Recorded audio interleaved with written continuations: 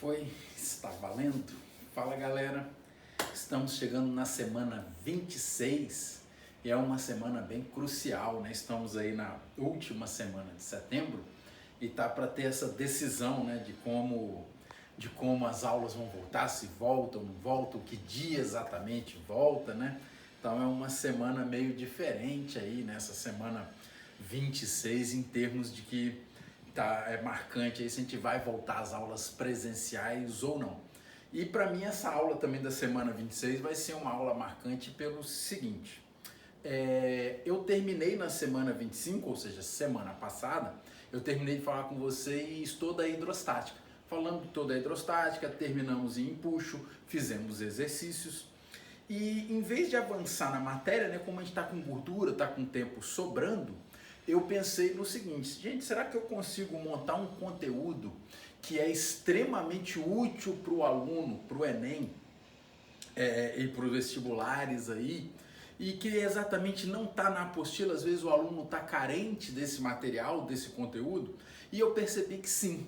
Eu fiz uma pesquisa, eu tenho um programinha de pesquisa, né, em questões do Enem, e percebi que questões que comentavam sobre usinas, usina hidrelétrica, termoelétrica, de biomassa, solar, questões de usinas já caíram em física 29 vezes. 29 questões de física na história do Enem abordaram sobre usinas. Tá? Já também 4, 5 questões em química, na prova de química, que com os conhecimentos de física, sem dúvida, vocês fariam essas questões. E também 4, 5 questões na prova de biologia, que com os conhecimentos de física, você sem dúvida faria também essas questões. Tá? Então eu preparei uma aula para vocês de usinas, porque às vezes eu, Fred, o Riso, o Heron, o Alex, a gente vai dando a nossa aula, mas vem cá, quem fica responsável do professor de elétrica, de mecânica, não sei o quê, para dar uma aula de usina hidrelétrica, de usina termoelétrica, de usina nuclear? Não tem nenhuma parte do livro, nenhum professor fica responsável por isso. E, no entanto, isso está sendo bem cobrado no Enem. Já falei que só em física, fora biologia e química, só em física 29 questões. Tá? Então, eu vou fazer com vocês hoje uma aula a respeito de usinas. Cadê o controle, meu amor? Tá aqui, ó. Tá aqui. Deixa eu ver. Aliás, vou passar aqui ainda não. Só fazer um comentário seguinte. O que mais interessa para vocês, eu acho que é o que eu vou falar agora. Eu vou falar agora o ponto mais importante dessa aula. Essas 29 questões que o Enem cobrou sobre usinas, eu fiz um arquivo, tá lá acompanhando essa aula. Todas as questões do Enem que já abordaram usinas estão todas lá, como sempre, resolvidas, comentadas, gabaritadas. Não deixa de ver esse arquivo, pelo amor de Jesus. Tá joia? Então acho que o mais importante não é nem a aula por só, que óbvio é importante, mas você pegar essas questões e entender como o Enem tem cobrado as usinas, você tem que saber. Legal? Então vamos aqui começar. Gente, primeira coisa que eu vou mostrar para vocês é como que todas as usinas são por dentro. Pode dar uma focadinha aqui mesmo, meu anjo? Dá uma focada aqui. Eu vou explicar aqui a ideia e depois volta a câmera aqui para mim. Toda usina por dentro, ela tem uma bobina. Show? O que é uma bobina, professor? Por favor, defina uma bobina. É um enrolo, é um carretel de fio, só que de fio metálico. Normalmente esse fio é o cobre. Melhor custo-benefício. Eu posso fazer de ouro, posso fazer de prata, mas sai muito caro. Então o melhor custo-benefício é o cobre. Então toda usina por dentro tem uma bobina. Além disso, toda usina por dentro tem ímãs. Aqui está o polo sul, no outro extremo o polo norte. Essa é a ideia e vai movimentar a manivela aqui. Gente, sabe qual é a ideia? Vê se pega eu e o coisa aqui, o desenho ao mesmo tempo, mas vê se é possível. Sabia que se eu movimentar essa manivela, perdão, o movimento relativo entre a bobina e o ímã gera energia elétrica? Vocês devem estar vendo isso até com o Heron, né? Na lei de Faraday, né? O Heron vai falar isso com vocês. Vocês devem estar vendo isso por agora com ele. Se não está vendo essa semana, provavelmente na semana que vem. Vou repetir. O movimento relativo entre uma bobina e um ímã gera energia elétrica. quando eu falo movimento relativo, é porque tem três possibilidades de movimento. Ou a bobina se movimenta e o ímã fica parado, ou o ímã movimenta e a bobina fica parada, ou terceiro, os dois se movimentam. Tem que ter movimento relativo entre eles. Então, eu gostaria que o aluno percebesse que todas as usinas, todas, hidrelétrica, termoelétrica, nuclear, eólica, todas as usinas elas são iguais por dentro. Todas as usinas são iguais por dentro. Só a solar que não. Solar, por último, eu vou falar dela, que é uma tecnologia bem diferente. Usa o efeito fotoelétrico de Einstein, que ele ganhou o prêmio Nobel, inclusive, né? Enfim. Então, como é que é toda usina por dentro? Bobinas gigantescas. Bobinas gigantescas. Estou falando de coisas do tamanho de uma casa ou algo assim, ou até maior. Uma quantidade absurda de ímã. E pergunto para você, olha para cá, adivinha para que serve a força da água na hidrelétrica? Hein? Movimentar a bobina, parabéns, gerou energia elétrica para sua casa. Legal? Para que fala para mim? Para que serve a força do vento na usina eólica?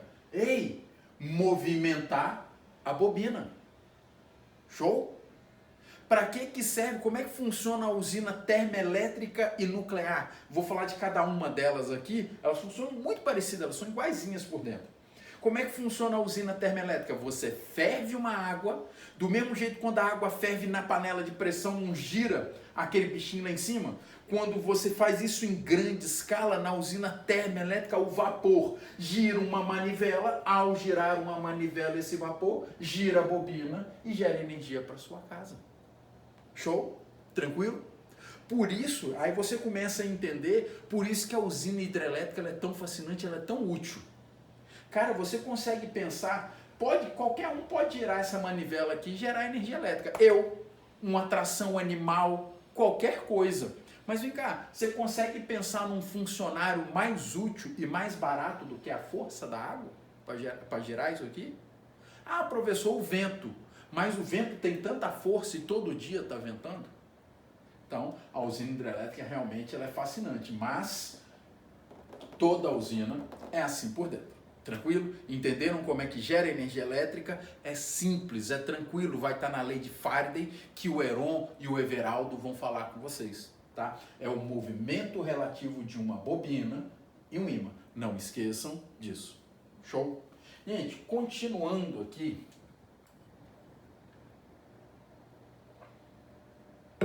Olha, o Enem tem pedido, obviamente, que eu vou falar é bem óbvio, mas sintonizar vocês. O Enem pode cobrar dois tipos de questões de usinas, teóricas ou com cálculos. A maioria está sendo até teórica, e que eu adoro, né? Sou apaixonado. Mas vamos falar de cálculo, que é inevitável. Como é que ele pode cobrar cálculo? Com essa ideia aqui, ó. Primeiro, você saber o conceito de potência, ele pode pedir a potência de qualquer usina, porque potência é sempre a mesma.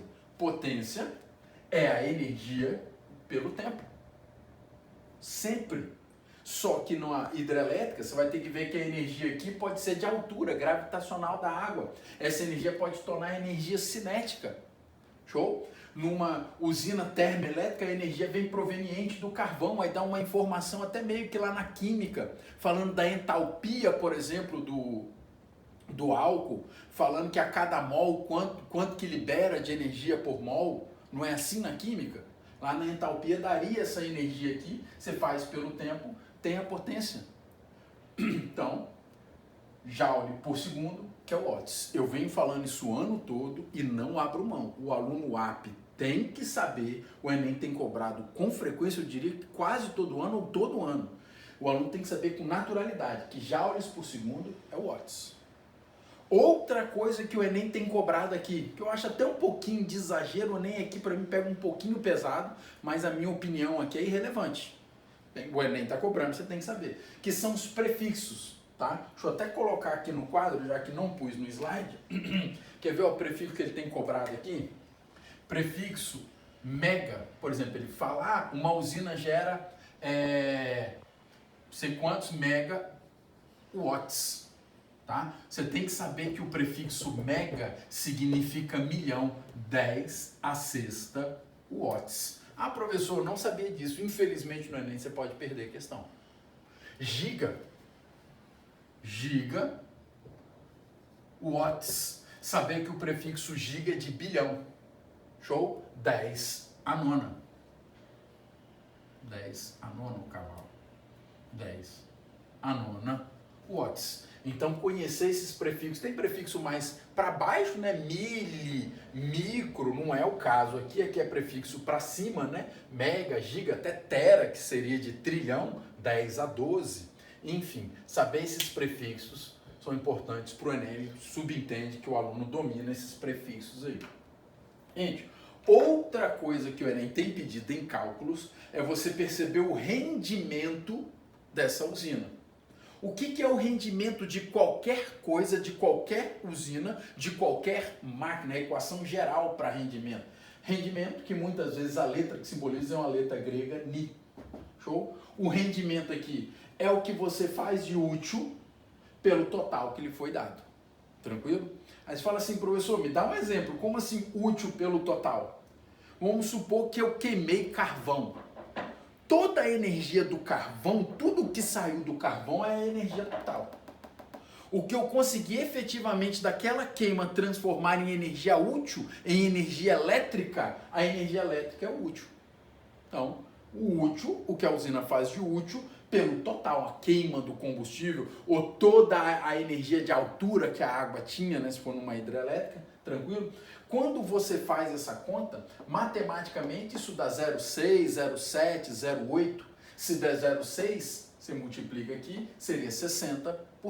Se der 0,7, você multiplica, o rendimento é de 70%. Acho simples também e vocês estão acostumados com isso na matemática, se Deus quiser.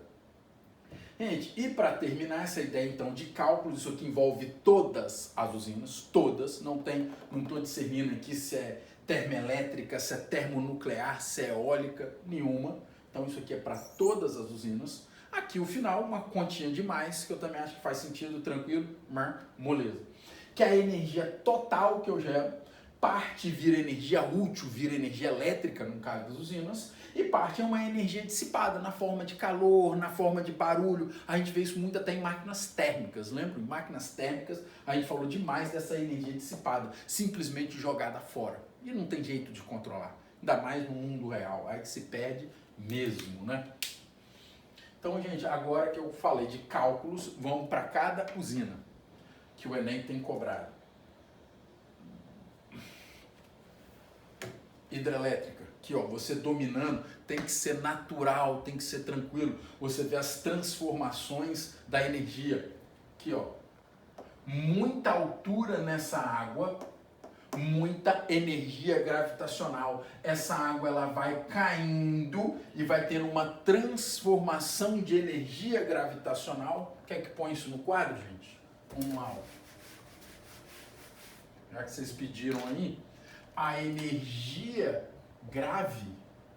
gravitacional vai se transformando em velocidade, energia cinética. E depois se transforma, isso aqui que eu vou pôr aqui agora já foi questão Enem, e depois se transforma em energia cinética. Uai, Fred, você não errou aí não? Não. Primeiro é a energia cinética da água, que por sua vez transforma em movimento na turbina. E a turbina faz a magia, o movimento relativo entre bobina e ímã gera energia elétrica. Então aqui é a energia cinética na água e aqui é a energia cinética na turbina. E vai fazer todo o encanto de transformar isso em energia elétrica. Isso aqui já foi gabarito Enem, vocês vão ver, tá lá na listinha para vocês. Justo? Legal? Tranquilo? Gente, só falando, as usinas normalmente elas geram aqui tensões e voltagens altíssimas, né? Coisa de mais de 110 mil volts, coisa e tal. Depois as linhas de transmissão vão meio que arredondando isso, vendo a melhor forma de se transmitir isso para ter menos perda. Tem todo um estudo muito forte para depois fazer a transmissão dessa energia. A perda disso, infelizmente, é alta, né? Até falando, eu não consigo, não sei prever o que vai cair no Enem, então comentando de tudo, o Brasil tem estrategicamente, o Brasil tem um erro com as hidrelétricas, né? O Brasil tem uma sorte mundial, né? Os países em geral, na Europa, por exemplo, Japão, vou nem comentar, tadinho no Japão, ele não tem tanta facilidade de ter tanta hidrelétrica, que é muito potente e tão barata, né? Muito barato gerar energia numa hidrelétrica. Mas a principal hidrelétrica do Brasil é Itaipu, que é lá longe do centro consumidor, que é a região sudeste, Minas, Rio, São Paulo. A distância é tão grande que na transmissão a gente perde cerca de 20%. O que sai de Itaipu, mais ou menos só 80% chega aqui na região sudeste. Então tem um errinho aí estratégico, né? Ficou muito longe de Itaipu, isso não é legal, mas é violento. É a maior do mundo ainda, gente. Tinha uma no Dragão Vermelho, Dragão Amarelo, sei lá, na China, né? Que iria ultrapassar Itaipu. Não sei se está pronto, não sei se tem mais de uma. Confesso que tem tempo que eu não leio a respeito disso. Gente, ó, eu vou comentar agora que o Enem, estou muito focado, eu estou doente nisso aí na aula de hoje, que para a aula ser útil, para o aluno fazer Enem, fazer vestibulares por aí, tá? E o Enem pergunta muito qual é a vantagem ou a desvantagem, benefícios ou malefícios de cada usina, né? E fica não sei se para vocês, muitos alunos falam comigo que parece que a hidrelétrica ela é muito boazinha, e eu sou fã, tá? Para mim é a melhor que tem, tá? Eu sou muito fã da hidrelétrica. Ela gera muita energia de maneira absurda, né? E muito barato. Aliás, ela é a mais barata, tá? Então você gerar muito e muito barato, isso é fascinante. Mas aqui tá talvez uma desvantagem dela, ó. Olha aqui. Aqui, sendo repetitivo de propósito, o Enem já cobrou, tá? Eu alaguei aqui uma grande região, tá? Aí quando você alaga uma grande região, você aumenta muito aqui o lençol, a camada aqui de água. Então você aumenta muito a evaporação e você muda até o clima da região. Muda pouco, pode ficar mais chuvoso, mais úmido, mas muda. E cai nesse quadro aqui que eu gostaria que cada quadro desse você printasse, estudasse com muito carinho e concordasse com cada um deles. Eu fiz para cada usina. Usina hidrelétrica, o que ela tem de positivo? Fonte renovável. A água fica passando ali, meu garoto, o seu funcionário, o seu custo, eu não tenho que comprar isso, eu só construo a usina hidrelétrica e acabou. Ela é até cara para construir, nem tão cara se comparado com algumas outras, como a nuclear, por exemplo. Tá? Então construir, acabou, a água fica passando, depois é só manutenção. Fonte renovável. Baixíssimo custo por quilowatt-hora, né? Que é um pacote de energia, poderia até medir em mega quilowatt-hora ou gigawatt-hora, que é mais apropriado, né? São grandes pacotes ali de energia. E não há poluição, desprezível, né? Talvez eles falam quando você alaga, o que ficou ali embaixo entra em decomposição e solta gás, mas socorro, né, gente? Desprezível, pelo amor de Deus, não vamos apelar aqui. Então, não há poluição. São os pontos positivos aqui, fortíssimo, tá? O baixíssimo custo, né? Isso aqui é muito bom. E pontos negativos. Não se instala em qualquer lugar. O que eu estou dizendo? Se eu preciso de uma usina hidrelétrica na Grande Vitória, eu não simplesmente construo. Se não tiver um grande rio com uma grande queda d'água, não vai rolar, não vou construir. Não é simples. Se você pegar o norte da Europa, os rios congelam no inverno, não sei o que, não vai rolar de fazer uma hidrelétrica. Então ela não é tão simples. A gente tem uma sorte impressionante no Brasil de ter muito rio, muita queda d'água, muita hidrelétrica, mas não é a condição mundial. O Japão, tadinho, quase não tem hidrelétrica. Show? Então não se instala em qualquer lugar, tá? E fala que o alagamento de grandes regiões, quando você alaga tudo, você afeta muito. Aí eu vi questões na prova de biologia, eu vou mandar para vocês, prometo, essas questões de biologia e química.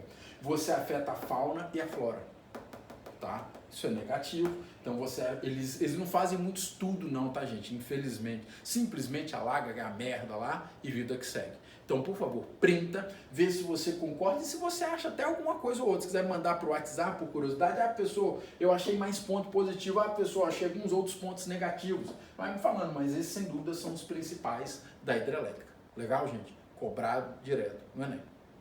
Tranquilo? Vamos para a próxima aqui. O que eu estou fazendo aqui? Gente, usina termoelétrica.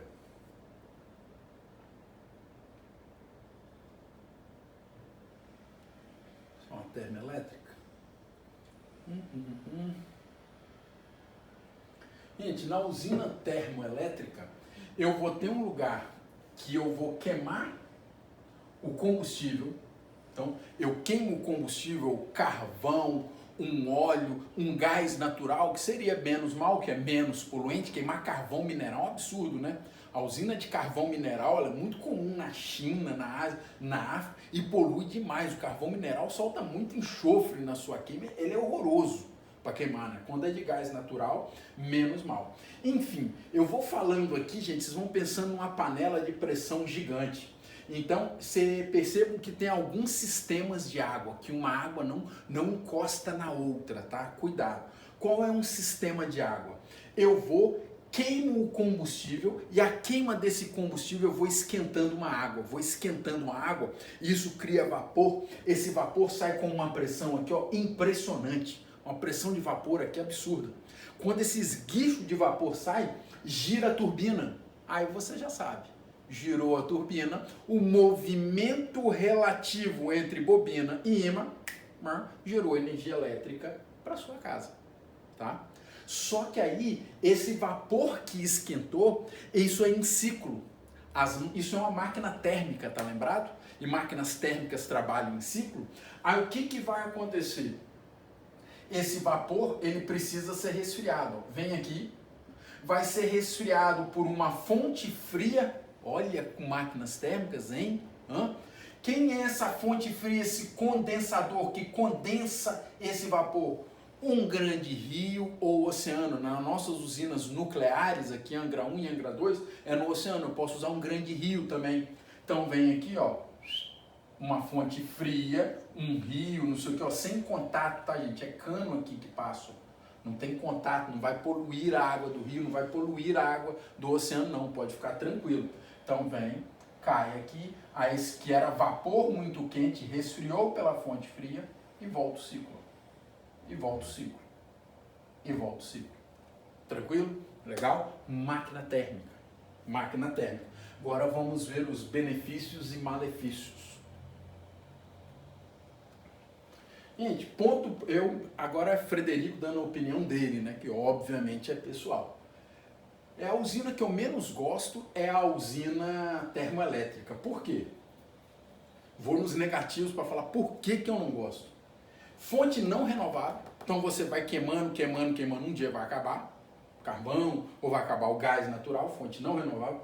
Aqui um dos principais, alto custo por quilowatt-hora. Ela é caríssima. No Brasil, igual eu já comentei que a gente tem sorte de ter muita hidrelétrica, aquele negócio de bandeira vermelha, bandeira amarela, bandeira verde, sabe o que é aquilo? Quando as hidrelétricas estão funcionando muito bem, os rios estão bem cheios, só a hidrelétrica funciona, as termoelétricas no Brasil estão desligadas, a gente desliga, simplesmente desliga. Então, quilowatt-hora nas hidrelétricas é barato, a sua conta de luz está barata. Na época de seca, os rios abaixam, a represa está baixa, a gente precisa ligar as termoelétricas. Você vai ver ali na sua conta da Excelsior, vai estar escrito bandeira vermelha, porque liga as termoelétricas, que o custo do quilowatt-hora é muito alto e você paga por isso. Vai estar lá escrito bandeira vermelha. Por quê? Porque acabou de ligar as termoelétricas no Brasil. Tranquilo? Legal? E aqui, ó, gera muita poluição. Olha que usina ruim. Não é renovável, custa muito caro e polui muito. Socorro. Aí eu falei, bicho, o que eu ponho de ponto positivo? Fiquei até meio em dúvida no que pôr. E isso aqui é uma verdade, né? Pode ser instalado próximas aos centros consumidores. O que eu preciso para colocar uma termoelétrica? De um local para resfriá-la. Eu não ponho em qualquer lugar também não, tenho que resfriá-la. E eu posso resfriar ela perto de um rio, não precisa nem ser um rio tão grande assim, perto de um rio qualquer, não precisa ter queda, nada, não é um rio que seria a nível tão grande fazer uma hidrelétrica, não, um rio relativamente pequeno. Então, perto de um rio ou perto do mar, como são as usinas nucleares no Brasil que são resfriadas pelo mar. Então, um ponto positivo é que eu posso instalar mais próximo dos centros consumidores, não preciso de tanta linha de transmissão. Isso é positivo, mas os negativos delas são fortíssimos, né? Pode crer, gente. Quanto tempo de aula aí, meu amor? 25. 25. Gente, aqui está falando da energia de biomassa, né, que vem de produto orgânico.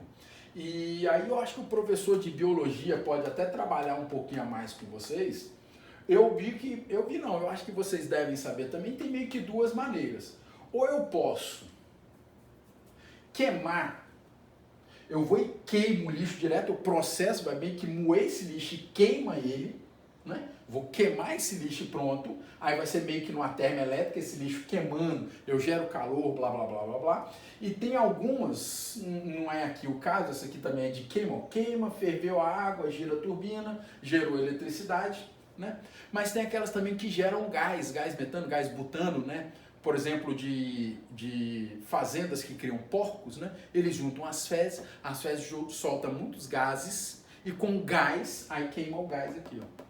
Show de bola? Então tem dessas duas maneiras aqui e que trabalhando o Enem, como sempre, é interessante porque a produção de lixo mundial é um absurdo.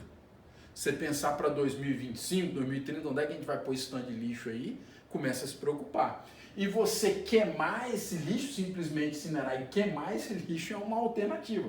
Você fizer um tratamento depois para sair um gás limpo, né, para isso não ser ofensivo para a natureza, é uma alternativa. Então, tem aqui a queima de biomassa, né? Gente, e chegamos aqui agora na usina nuclear.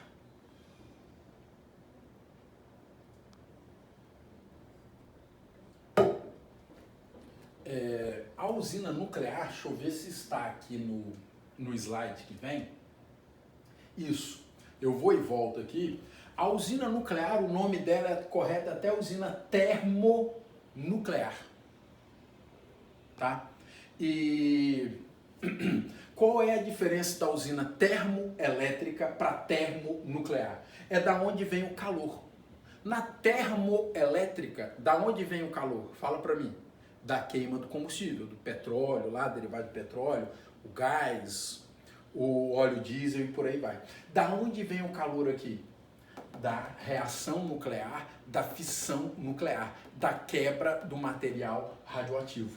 Então esse material radioativo quebra, libera uma quantidade de energia impressionante e essa quantidade de energia, esse calor impressionante que é liberado, eu vou, é a mesma coisa, eu uso para ferver uma água, essa água muito quente vai gerar vapor, que gera uma turbina, blá, blá, blá. Então a usina nuclear, ela é muito parecida com a usina termoelétrica, tanto que ela é chamada de termonuclear, tá ok? Qual é a diferença? Da onde vem a energia? Aqui vem da quebra de um átomo instável.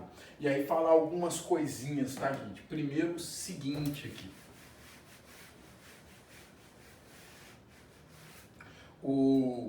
Se você tem na natureza, te perguntar aí, se você for na natureza e achar uma pedra de urânio e pegar a pedra de urânio na mão, eu tenho uma aqui, ó. Peguei uma pedra de urânio na mão. O que vai acontecer comigo? Fala aí. Vai cair minha mão, vai explodir, todo mundo vai morrer, se o urânio cair ele explode, como é que é? Gente, nada. Você pega o urânio, ele é meio alaranjado na natureza, não vai acontecer nada demais com você. Nada. Você tem um urânio estável, que não é bom para a usina, nada bom, aliás, o urânio 238, de número atômico. O ser humano, né, faz um processo de filtração do mesmo jeito que se põe numa centrífuga e eu consigo centrifugar o seu sangue, separar todo o seu sangue do que é mais. A centrífuga ela usa de partículas, células, moléculas que são mais pesadas e menos pesadas no seu sangue, separa todo o seu sangue por centrifugação. A centrífuga também faz isso com o urânio e separa uma pequena parte dele de um urânio instável. O urânio instável é o urânio 2, 3, 5. Esse urânio, sim, é que é um urânio instável, um átomo instável, fácil de ser quebrado.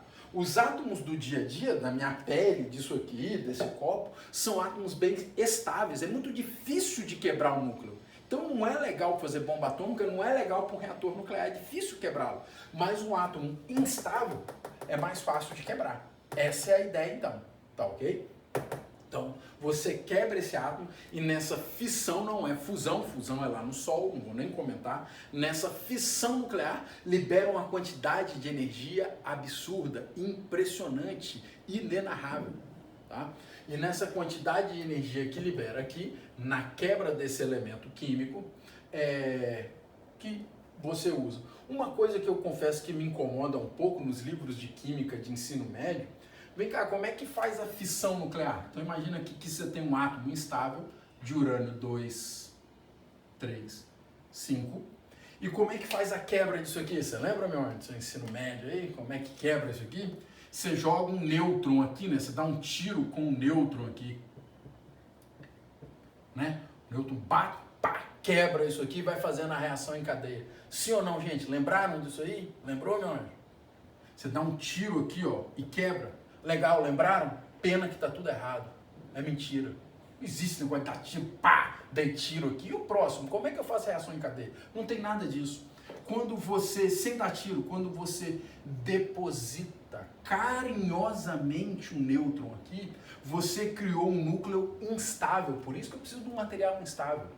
E ao criar um núcleo instável, isso se rompe, isso não aguenta as forças nucleares aqui, isso não, e se rompe. E vai rompendo e criando os outros elementos químicos, tório, bário, e vai quebrando. Só que some massa. Nessa reação, a massa de antes,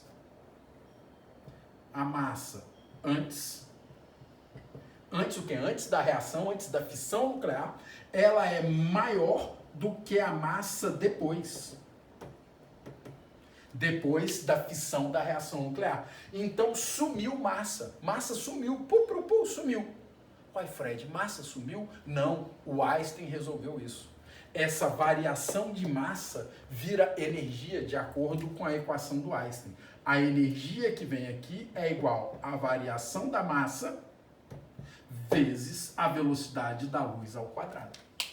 E percebam que é muita energia.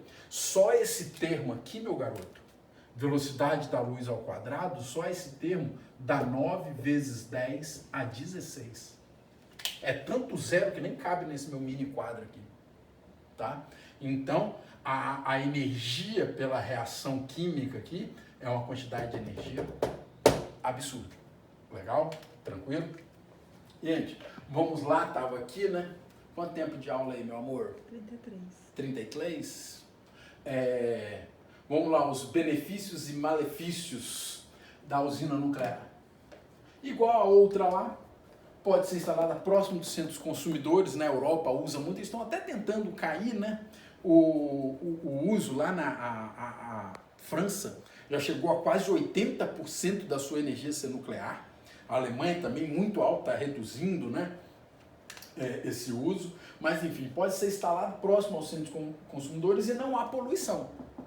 Esse não há poluição tem que ter um cuidado, gente. A água que passa embaixo para resfriar não polui, tá, gente? É só para resfriar, a água fica mais quentinha. Quando eu fui, eu tive o prazer de visitar as usinas de Angra, aonde passa lá para resfriar, a água fica mais quentinha e fica até tartaruga lá nadando, porque a água está mais quentinha, fica lá nadando porque gosta da água mais quentinha. Então não polui nada. A única poluição aqui é o lixo atômico, resíduo lixo atômico, tá? Que a gente conversa, coloquei aqui, ó, o lixo radioativo, tá? Mas a princípio ela não solta poluição, ela não polui o ambiente. Show? Legal? Então, pode ser instalada próximo e não há poluição, igual a termoelétrica polui tanto, infelizmente. Pontos negativos. Fonte não renovável. O que eu vou comentar aqui continua sendo não renovável, mas é uma coisa legal. Na Europa, eles já têm usinas nucleares que usam lixo nuclear, o lixo radioativo. Então, uma usina primária, a primeira usina, usa o urânio lá, usa o plutônio, isso gera um lixo radioativo. Aí uma segunda usina usa esse lixo radioativo. E ajuda pra caramba, né? Claro que ela vai usar, gerar resíduo também, aí esse resíduo vai ter que ser guardado, né? Não tem jeito. Aqui, ó, pontos negativos. Então, fonte não renovável, acabou o urânio, acabou a brincadeira, acabou o plutônio, acabou o material radioativo, acabou a brincadeira. Alto custo por quilowatt-hora, ela é cara, a tecnologia é muito caro, o urânio enriquecido é muito caro, enriquecer o urânio é muito caro. Tá? O acidente nuclear, gente, isso é muito difícil de acontecer. Você pega, tem quantos na história? 2, 3, né? 4. É muito raro de acontecer, mas quando acontece é uma merda do caramba, né? Muito feio o acidente nuclear. E o lixo radioativo, né? Porque vai guardando, pra vocês terem uma ideia, onde eles guardam isso? Lá em Angra eu também vi. Tem uma piscina, como se fosse uma piscina enorme, sei lá, de uns 10, 12, 15 metros. Essa piscina, obviamente, cheia de água, tudo muito controlado. Eles pegam esses lixos e colocam em tambores, tambor padrão, mais ou menos de 1 metro, 1,20 m de altura, um tambor assim. Colocam esses lixos lá dentro, tambor todo de chumbo, tá? Esse lixo muito bem lacrado, e colocam dentro dessas piscinas. E vem um detalhe, essa piscina é enorme, gente, enorme. Essa piscina é gigante, gigantescamente gigante. E uma usina igual Angra 1, Angra 2 aqui do Brasil, gera 2, 3, no máximo 4 tambores desse por ano. Então, em 100 anos, sei lá, eu vou gerar 400 tambores, não é nada tão absurdo. Mas, pensando no mundo todo igual a Europa, que usa muito mais, onde é que eu vou enfiar esse monte de tambor no final das contas é uma preocupação, né? Mas não gera tanto lixo assim. Pode crer, gente. Então não é tão preocupante, tão absurdo. É uma usina que no Brasil o pessoal tem muito medo, eu sou fã. Se não fosse pelo alto custo aqui, é uma usina que eu, Fred, gosto muito. Mas no capitalismo sempre o custo aqui é muito importante. Tá? Show de bola. E, gente, e para finalizar, quanto tempo aí, bebê? 36. 36, vai dar certinho. Gente, quando eu falo que eu vou absorver, eu vou fazer um aquecimento de piscina, eu vou usar energia solar na minha casa, cuidado que tem duas maneiras. Uma meio primitiva, bem simples, muito funcional, tá? Mas quando eu falo primitiva, é simplesmente você pegar a energia do sol para esquentar uma água, tá? Então, ó, a água entra aqui fria, aí o painel solar, ó, a luz do sol vai batendo, essa água vai ficando quente, quente sobe, frio desce, quente sobe, frio desce, convecção. Então, por convecção, essa água vai esquentando e vai subindo, olha que bonito, olha que física maravilhosa. Isso também já caiu no Enem, um painel solar. Você entender como é que a água sobe? Por convecção.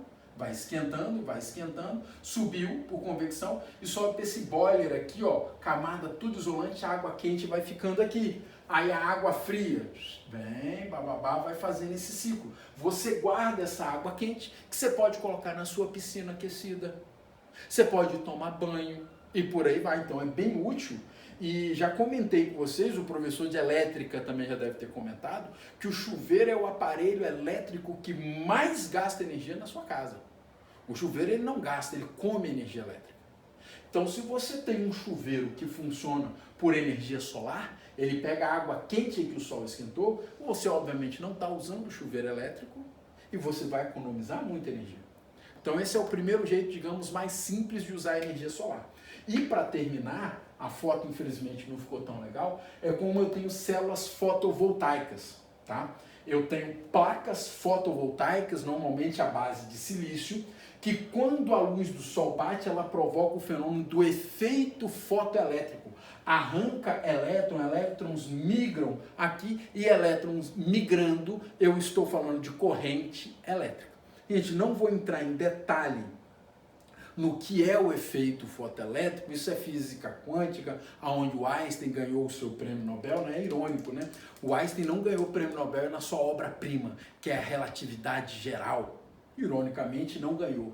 Ele ganhou o prêmio Nobel aqui, ó, no efeito fotoelétrico, tá? E então, aqui gera um efeito fotoelétrico, e aqui sim, ó, aqui eu estou só aquecendo, não estou gerando eletricidade aqui. Aqui não, aqui eu gero eletricidade mesmo, tá? E gerando essa eletricidade mesmo por efeito fotoelétrico, placas fotovoltaicas, eu posso gerar eletricidade não só para substituir meu chuveiro, mas para usar na minha casa inteira. Essa é a grande diferença. Legal, gente? Tranquilo? Beleza? Uma última notícia, né? Não acho que nos últimos 5, 7 anos a tecnologia das placas fotovoltaicas está melhorando muito. O rendimento está muito melhor. Então está muito legal usar a energia solar. Está cada vez melhor. Pena que o Brasil não incentiva tanto, como deveria, como a Alemanha, por exemplo, incentiva, né? Mas, enfim, isso aqui está melhorando bastante. Eu acho que é o futuro próximo da raça humana, graças a Deus. Legal, gente? Então não deixem de acessar, tá lá a listinha de exercícios sobre usinas. Teve dúvida em algum exercício, apesar de estar tudo lá gabaritado e comentado, teve dúvida em algum exercício, manda para mim. Legal? Show de bola? Gente, beijo, fiquem com Deus, boa semana e vamos aguardar se a gente vai se ver ou não aí nas aulas presenciais. Beijo, tchau, tchau, gente.